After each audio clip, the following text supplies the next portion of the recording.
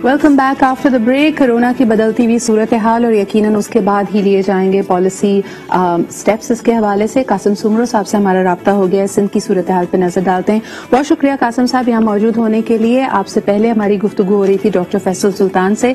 कराची और लाहौर की सूरत हाल सबसे ज्यादा तशवीशनाक है। इस वक्त क्या इकदाम किए जा रहे हैं कराची में बिलखुसूस, जहां पे पॉजिटिविटी रेशो कोरोना का 9% पे स्टैंड कर रहा है।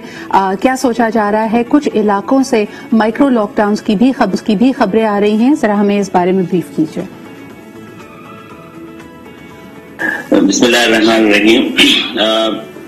देखिए जी, अब प्रॉब्लम ये है कि हमारे पास कराची में, आपको पता है, या इवन हम आपके जो जितने बड़े शहर हैं, पर्टिकुलरली लाहौर या इस्लामाबाद, तो इन तमाम शहरों का में इंटरनेशनल एयरपोर्ट्स हैं। लोग जो है वो डायरेक्टली इन्हीं शहरों में जो है वो लैंड करते हैं और फिर जाहिर है जब अगर खुदा न खास्ता वहां से आने के बाद कोई पॉजिटिव हो जाता है तो उसका मतलब ये होता है कि अब हमने जो एनसीओसी गाइडलाइंस को फॉलो करते हुए कोशिश ये की कि जो वहां से आ रहे हैं उनको हम जो है वो क्वारंटीन करवा रहे हैं।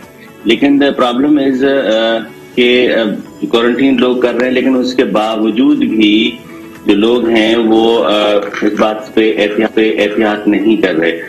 कल 2 दिन पहले हमारा टास्क फोर्स का इजलास था, इसमें जिसको चेयर वज़ीर आला साहब करते हैं, तो उनमें हमने ये डिसीजन तो उस हद तक तो लिया है कि जी अभी हम इसको मॉनिटर करेंगे और पर्टिकुलरली जो हमारी जो लार्ज गैदरिंग्स हो रही हैं, खासतौर पर जो शादी हाल इस तरह से हो रही हैं या फिर आपकी स्कूलिंग है, तो हम ट्राई कर रहे हैं कि इस वक्त हम कॉन्टेक्ट ट्रेसिंग भी करें और दूसरा उसके साथ साथ हम इसको क्लोजली मॉनिटर भी करें कि इसका स्प्रेड कितना है, कहाँ पर है और कौन से क्लस्टर हैं।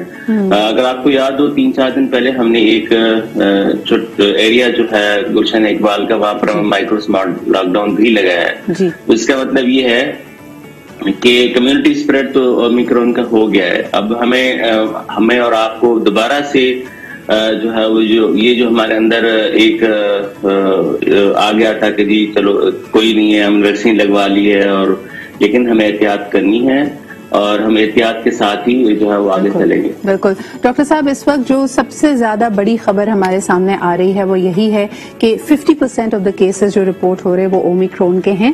लेकिन जिस तरह के डॉक्टर फैसल सुल्तान भी कह रहे थे कि अस्पताल कितने तैयार हैं, ये हमारे लिए बड़ा अहम होगा। इस वक्त सिंध भर के अस्पतालों की क्या सूरत हाल है? अगर ये नंबर मजीद बढ़ता है, क्रिटिकल कंडीशन में यकीनन पेशेंट्स कम हैं, ओमिक्रॉन वेरिएंट उस हवाले से इतने ज्यादा सूरत हाल को तशवीशनाक नहीं करता, लेकिन क्या सिंध भर के, कराची के अस्पताल तैयार हैं मजीद बोझ पे, या नंबर्स अगर मजीद ऊपर जाते हैं तो?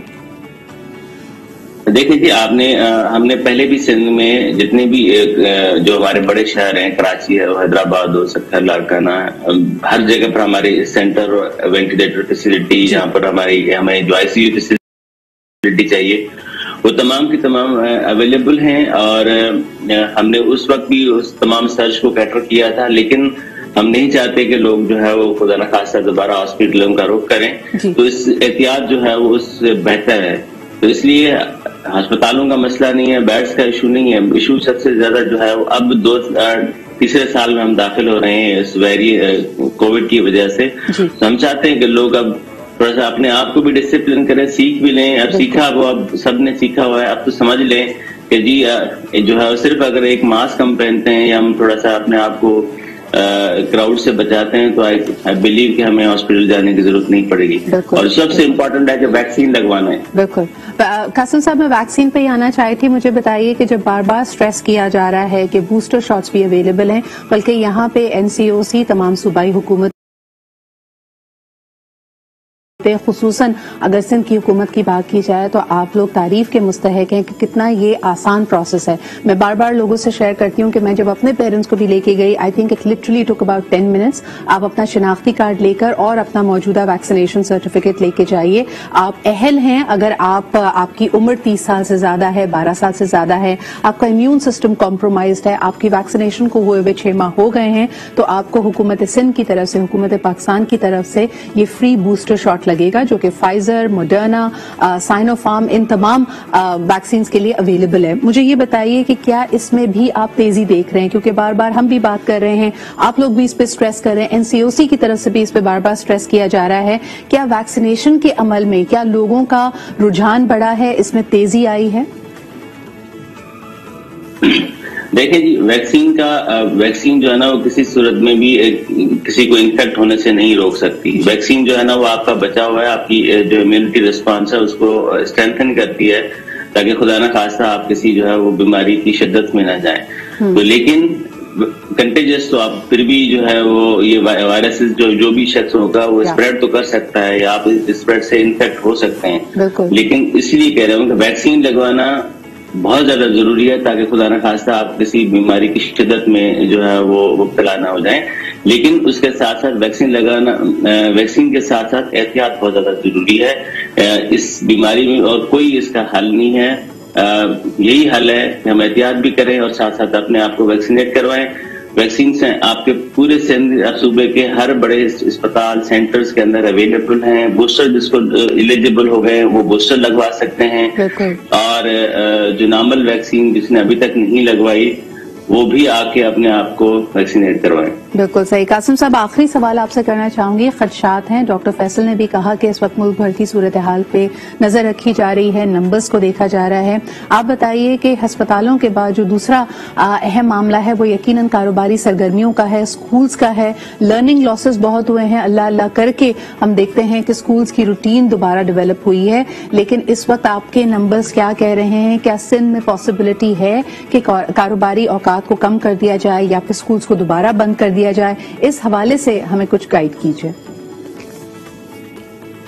नहीं सर, अभी तक हमने इस किस्म पे किसी किस्म की जो है वो उस पे नहीं गए हैं, हमने सोचा है। लेकिन खुदा ना खासा अगर हॉस्पिटलाइजेशन ज्यादा हो गई, मिसाल के तौर पर इस वक्त तो हमें चलो पॉजिटिविटी रेट हमारा 6, 6.5, 7% तक गया है, लेकिन सॉरी, अगर हॉस्पिटलाइजेशन ज्यादा हो गई, जिससे हॉस्पिटलों के बेड भरना शुरू हो गया, तो फिर हमें इस पे सोचना पड़ेगा। सही। तो आप कह रहे हैं कि पॉजिटिविटी रेशो ज्यादा है मुल्क भर में। एनसीओसी के मुताबिक लगभग 50,000 टेस्ट किए गए, नंबर्स इस वक्त तेजी से बढ़ रहे हैं।